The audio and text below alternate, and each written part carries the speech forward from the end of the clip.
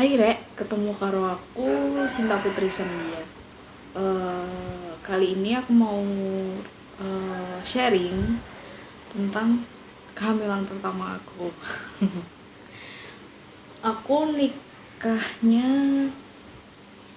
bulan Agustus tahun 2020. Nah, memang untuk rencana menikahnya sendiri udah direncanain sih 1 tahun sebelumnya, dan tapi untuk kehamilannya aku rencananya pengennya 1 tahun setelah menikah tuh kan.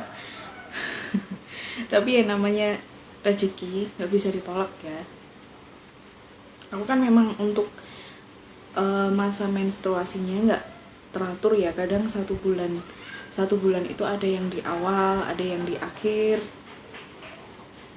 Dan waktu aku telat itu aku nggak tahu, karena emang terbiasa untuk telat gitu loh. Dan tanda-tanda hamil itu juga nggak ada. Biasanya kan kalau tanda-tanda hamil itu kan mual-mual, muntah-muntah gitu kan, terus pusing. Nah itu nggak, aku nggak sama sekali. Sampai 2 bulan itu aku nggak mens. Akhirnya aku memutuskan untuk cek kandungan ke bidan. Nah di situ aku disuruh untuk tes pack. Nah aku kan nggak pernah nggak tahu cara pakai tes packnya. Terus akhirnya dikasih tahu nanti ibunya pipis dulu, dikasih botol kecil. Nah nanti tes packnya dimasukkan ke situ, ditunggu selama kurang lebih 2 menit kalau nggak salah. Nah dan aku kaget banget kalau garisnya itu ada 2. Kayaknya wah, ini berarti aku hamil dong. Ya Allah, itu antara aku seneng sama takut sih, soalnya gimana ya, namanya baru kali ini hamil ya, baru kali ini ngerasain hamil.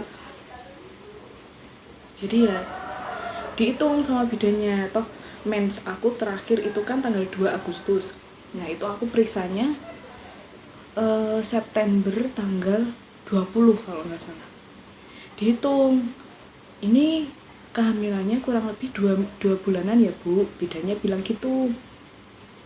Dan aku bilang gini, loh saya ini nikahnya baru 1 bulan loh Bu, kok ini usianya udah 2 bulan loh. Takutnya nanti kalau orang-orang berpikir kalau aku itu nikah karena hamil duluan gitu, padahal enggak. Akhirnya dijelaskan ini kalau menghitung hitung usia kehamilan itu dari terakhir ibu mens gitu. Akhirnya oh yaudah. Dan lucunya lagi, waktu pulang ke periksa itu, aku beli beli susu ibu hamil, dibelikan sama suamiku. Dan saat itu nggak ada keluarga aku yang tahu kalau aku hamil. Ya emang sengaja nggak aku kasih tahu dulu, karena emang aku masih malu lah istilahnya. Jadi tahu-tahunya itu pas ibu aku tanya, kok kamu belum mens gitu. Soalnya kan ibu aku mensnya tanggalnya sama. Dan aku bilang gini dong, aku loh hamil misalnya. Hah? Dia kaget biasa ya. Dia terus bilang alhamdulillah gitu. Akhirnya kan sekarang gini, kalau ada orang yang nikah selama 2 tahun 3 tahun aja belum dikasih anak. Nah ini yang nikahnya baru 1 bulan udah dikasih anak, berarti kan rezeki nggak kemana gitu kan, karena anak itu rezeki. Ya udah. Dan waktu itu suami aku seneng banget soalnya emang dia seneng istilahnya seneng anak kecil lah. Jadi setiap dia sholat tuh selalu doain kalau aku cepet-cepet hamil. Nah sedangkan kalau aku sendiri itu pengennya 1 tahun setelah menikah tuh, aku pengennya masih kerja.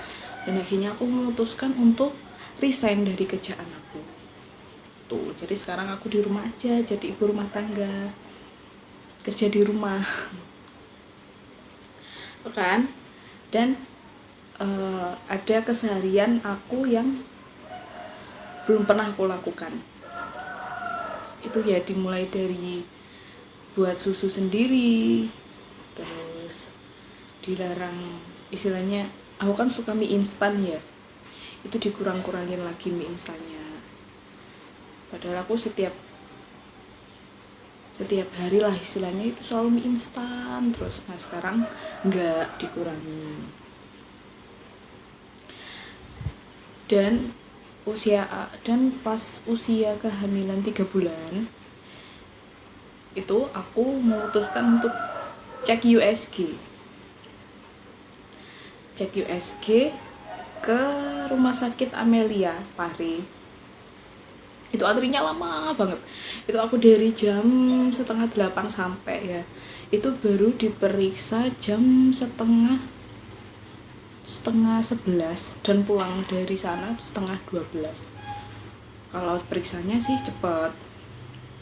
Waktu itu aku masuk sama suami aku, diperiksa, dikasih yang cototan itulah, aku nggak tahu sih itu apa.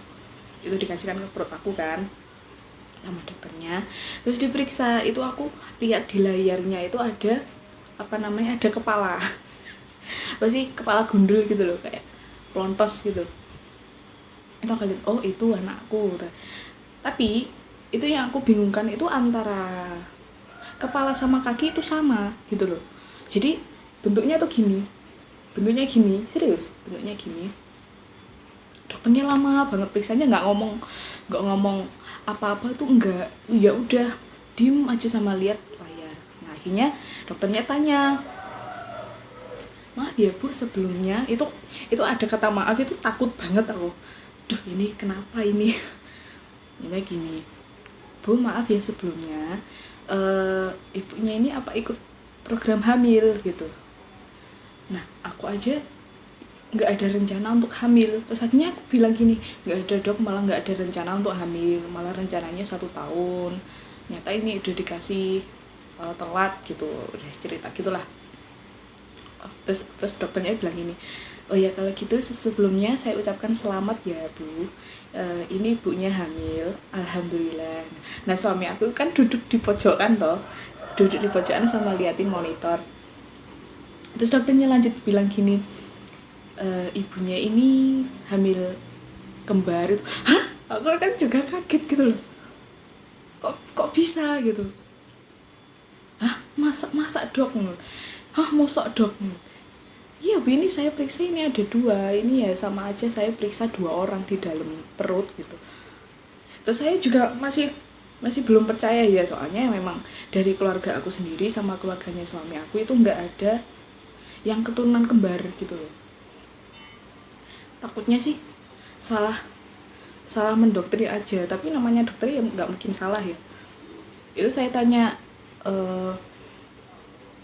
itu memang realnya 2 atau memang masih kemungkinan dok?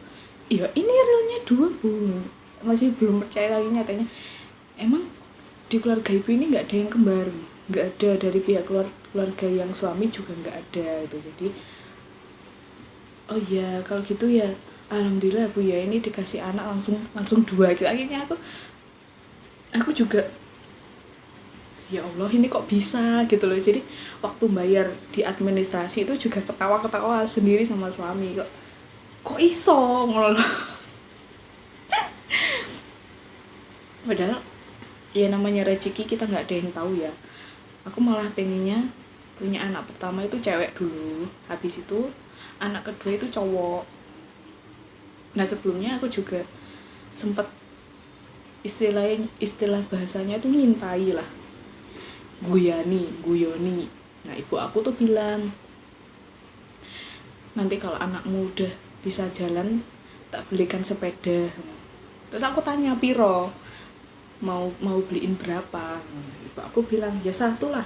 Wong anakku loro, anak aku ada 2 kok cuma belinya 1. Itu padahal itu belum periksa, belum USG, cuma bercanda aja. Ternyata memang dikasihnya 2. Ternyata nggak ada yang tahu ya. Aku juga belum kepikiran untuk USG waktu itu, karena belum tahu aja sih kalau hamil tuh harus lebih dini untuk USG pemeriksaannya, takutnya janinnya kenapa gitu. Aku juga dikasih tahu sama temanku kalau hamil pertama di usia 3 bulan itu diharuskan untuk USG dulu. Aku juga istilahnya udah nggak bisa bilang apa-apa sih, cuma ya alhamdulillah dikasih kepercayaan anak dan langsung 2 gitu. Waktu itu sih dokternya juga menganjurkan lagi karena memang USG-nya itu 3D, jadi hitam putih, dan diminta 1 bulan lagi itu USG 4D. Nah berhubung di rumah sakit Amelia yang aku datangi itu nggak ada, jadi bulan Desember ini aku udah janjian sih sama dokter mau periksa yang 4D, jadi bisa jelas. Soalnya takutnya jangan sampai ya, takutnya kalau anak kembar itu kan berpotensi apa namanya, kayak yang di TV itu loh, di berita-berita itu loh, gancet. Nah itu nanti bisa diperiksa. Tapi sejauh yang dokternya bilang, yang di rumah sakit itu bilang kalau anakku baik-baik aja sih yang kembar itu. Masing-masing beratnya itu 1 on, yang satunya dia di atas, yang satunya ada di bawah gitu. Jadi dokternya bilang itu kemungkinan bisa berubah lagi, maksudnya bisa berubah posisi lagi gitu. Dan dibilang kalau cairan ketubannya juga udah cukup, udah bagus, karena memang aku suka banget ya kalau malam itu minum susu, terus paginya nggak sering sih, paginya itu minum air kelapa muda gitu. Soalnya kata ibu-ibu yang udah pernah punya anak itu kalau minum air kelapa itu bagus untuk ibu hamil gitu. Jadi pesan aku untuk ibu-ibu yang tahu kalau hamil itu nggak usah takut untuk bilang ke keluarga terdekat, karena apalagi sama orang tua sendiri ya jangan dicontoh. Kalau kalian tahu kalau kalian hamil itu langsung bukan sama keluarga, biar kalian lebih diperhatikan, lebih istilahnya lebih hati-hati gitu loh. Karena kita kalau kan orang tua lebih tahu ya, lebih istilahnya lebih menggurui, lebih ngerti lah kalau orang hamil itu tuh apa aja yang nggak boleh, apa aja yang diboleh. Dan yang kedua, kalian itu jangan malas-malas untuk USG ya, walaupun USG keluarinnya dana 200 sampai 250 itu nggak apa-apa. Yang penting kalian tahu kondisi bayi kalian, kondisi janin kalian, dan bisa istrinya bisa ngira-ngira lah kalian persalinannya bulan berapa. Iya gitu. Mungkin. Dan yang terakhir itu suami sih, lebih minta dukungan suami aja, itu yang lebih penting, karena masalah apapun nggak bisa diselesaikan sendiri gitu ya. Mungkin ini aja sih yang bisa aku sharing dia kehamilan pertama aku ya. Mungkin bisa dilanjut lagi di video selanjutnya, nanti aku bakal ceritain tips cepat hamil ya. Jangan lupa untuk like, subscribe, and comment. Dadah.